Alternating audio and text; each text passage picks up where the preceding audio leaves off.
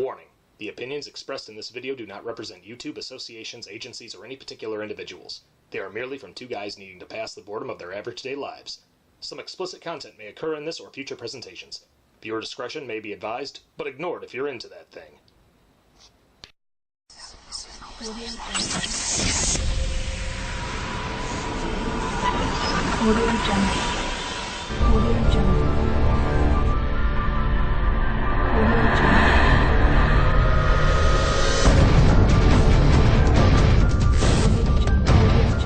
How's it going, everybody? I'm Wild Man Wes. I'm the Big Bad Wolf Benny. And welcome to day 17 of the Wild Wolf Show Shocktoberfest. A little over halfway there. We're getting there, guys. We're getting there. Yeah. So today, we're going to do a movie that's on zombies. Now, I know what you're thinking. Are we doing the Romero trilogy? Unfortunately, we are not. We didn't pull that one this year, and unfortunately, George Romero recently passed away, and we did do a video in tributing him. So we're deciding we're going to make light of the zombie era and do 1985's Return of the Living Dead. Now, this one makes a lot of nods to the Romero trilogy. They actually do talk about it. It's like, oh yeah. So they keep saying, like in the movie. Yeah, so I mean, great. yeah. So we're just going to give you a brief rundown of the movie. Chances are, some of you've probably seen it. Maybe some of you haven't. But, we'll give you a little summary to give you an idea. So it starts off where these two guys that are named Frank and, Freddy, that are working in a medical lab. And they deal with doing inventory on cadavers and taxidermy type situations. Oh, that kind of stuff with bodies. Yeah, and Frank lets Freddy know that there was a mix-up with the government, and they accidentally gave them a canister with a corpse in it that was infected with some sort of a virus that is supposedly what made everybody become zombies in the Romero trilogy. So Frank, being the old wise wise guy, takes Freddy down to the basement, and they check out the canister, wherein which there is a puncture, and a sort of gas comes out and hits them in the face, and yeah. They get sick. Yeah, they get sick, and then you find out that, this is kind of the virus that it's for real. Turns everybody into zombies. And while this is going on, Freddy's girlfriend and a bunch of her friends are driving to go pick him up from work, and as this whole gas is going through the building, it goes into the air, it starts to rain, and it falls on Resurrection Cemetery. What a name for a cemetery. I know, right? And as that's going on, all the dead come to life, and all chaos ensues. And all this is going on, well, some of the people are trying to figure out how to escape and let the government and the military know that this happened, and they need to deal with this. They got to evacuate. So that's pretty much the premise of the movie. We're not going to go any deeper because we want you to go see it. Yeah. Very standard zombie movie. The virus gets out. People try to survive. They call the government. I mean, when it comes to the whole idea of the virus, it's almost like a precursor to The Walking Dead. Yeah. In a way. Well, I think there's two forms of zombies that most people are aware of.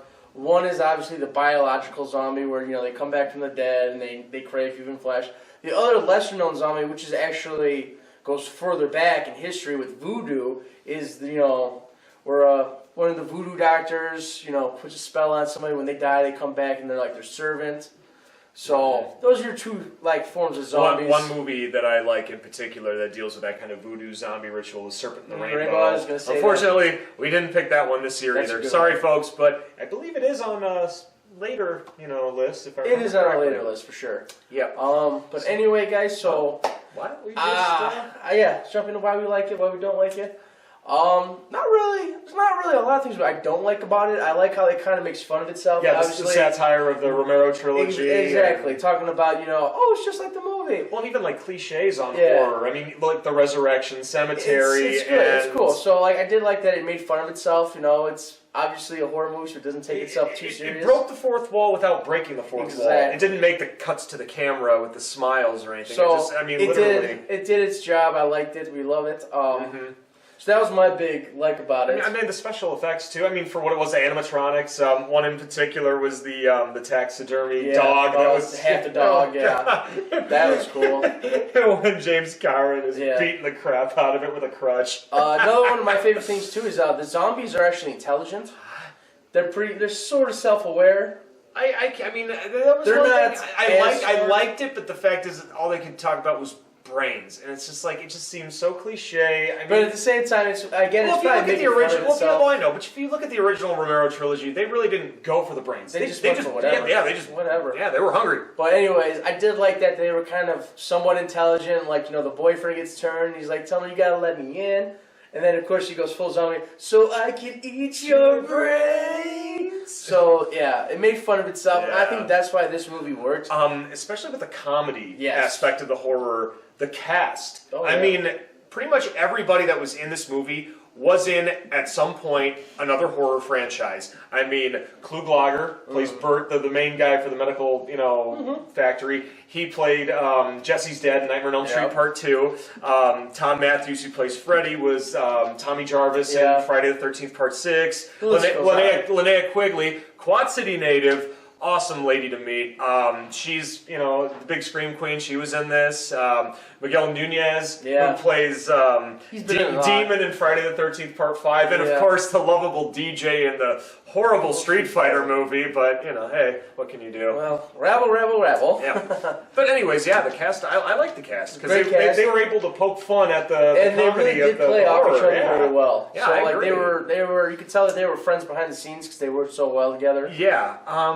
When it comes to things that I didn't like, I mean, I mentioned the whole brain thing. Yeah. When I had to deal with destroying the zombies, we're so used to, and this goes, headshots. I mean, we're so used to headshots, but in this one, it was just like it was the impossibility of destroying the zombies. I mean, basically the only thing you could really do is incinerate them, which eventually goes on to my next point that I don't like about the whole acid rain bit. Yeah. No matter how many times you incinerate a zombie, an acid rain's going to come down and it burns people's skin. But my question is, wouldn't the acid rain contaminate humans? I mean, it would just restart the process. Yeah, kind of a precursor to Walking Dead in a way. So it's pretty much what he's going for here is it's an endless cycle. Yeah, you stop them temporarily.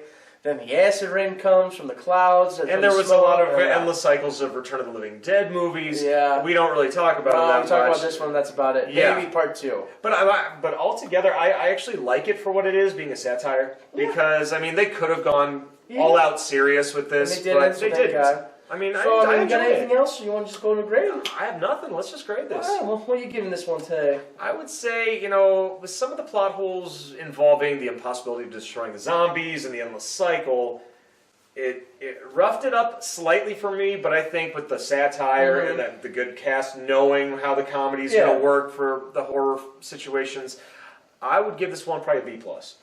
Agree. I'm going to give it a solid B. Okay. Just because, like I said, it's good for what it is. It really is. It's definitely rewatchable.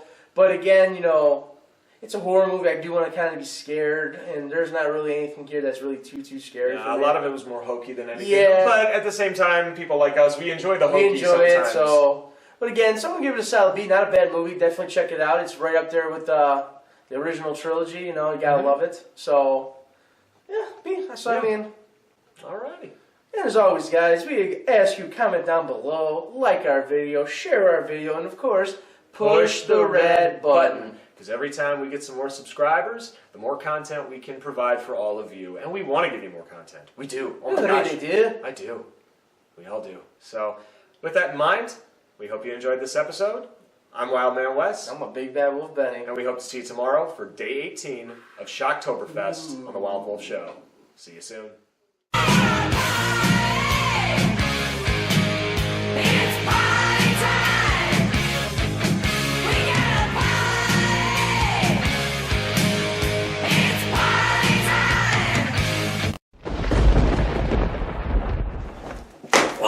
What in the world are you doing? You trying to steal my bit? A little bit. Right. Anyway, dude, did you hear about that new waxwork opening up? I think we should check it out. Something. Wait, where's that? It's like downtown Joliet. No kidding. Well, what exhibits do they got? Well, from what I heard, it's like all horror scenes from like movies and like real life horror events and stuff. So it could be kind of cool. Horror movie waxworks, man. Why do I feel like we've seen something like that before multiple times?